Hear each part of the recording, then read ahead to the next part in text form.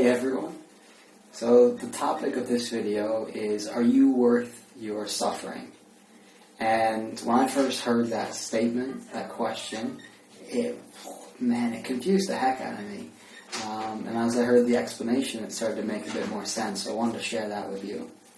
To begin with, I wanted to share a story about a man named Viktor Frankl. Some of you may know him by a book that he wrote called Man's Search for Meaning.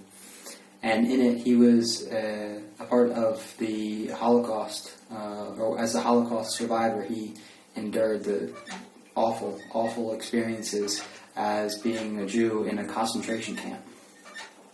And hearing his story, reading it, and reading this book, how he chronicled his times as being someone who went through an incredible amount of suffering. It was day after day after day, and one of the only things that he and the other people that he was in the camps with found hope in were through these jokes that they would share. And he said that the jokes they would share were so dark, yet the humor was one of the few things that would give them a semblance of feeling human. And throughout this experience, which was very briefly summed up in what I've shared, it was a number of years of pain that he endured. But by the end of it, he was a psychologist, and a psychiatrist, and he started seeing patients after he had recovered and started to get on with his life in the best way he can. And he had one patient in particular that he wrote about, and it was this man who had lost his wife. He was an elderly man, and he had lost his wife, and he was in turmoil. He was in pain, saying, why does this have to happen? You know, she still had so many good years left, and it was painful. And Viktor Frankl was listening, and the elderly man was saying, I just can't believe I feel like I'm suffering so much. I don't see any reason why one should suffer this much, and she deserved to live. And the words that Viktor Frankl said afterwards, I still remember from this book. And he was saying, what if it was the other way around? What if instead your wife had died, or your wife had lived and you had died? How would you have felt then?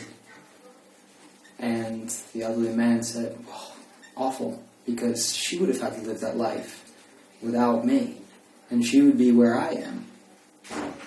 And then Viktor Frankl said to the elderly man, do you see why your suffering now has a meaning, has a purpose? And the man's whole outlook on it changed. It shifted, and they stopped seeing each other, and he was completely healed from any of the turmoil that was inside him. And to bring this back to you, there is some suffering that you're experiencing, some turmoil, some challenges. And I hear from a lot of people, spiritual gurus and other intelligent beings, that suffering is a way of life. It's part of our life. And whether I completely agree with that or not, I'm not so sure. But I see suffering as so much a part of our life. Yet, in that time when I read that book and I realized there's meaning in suffering, and the question, are you worth your suffering? Are you worth going through whatever it is you need to go through to learn, to get that teaching, that lesson, to allow you to become the person that is waiting for you on the other side of that suffering? If we let go of saying something is necessarily bad, and necessarily that suffering is so awful, and we let go of that and we say, I could learn something from this. There's a lesson in here. No matter how much I'm suffering, I am worth going through this because there's something on the other side that's waiting for me that I can then give to someone else, to many, many others.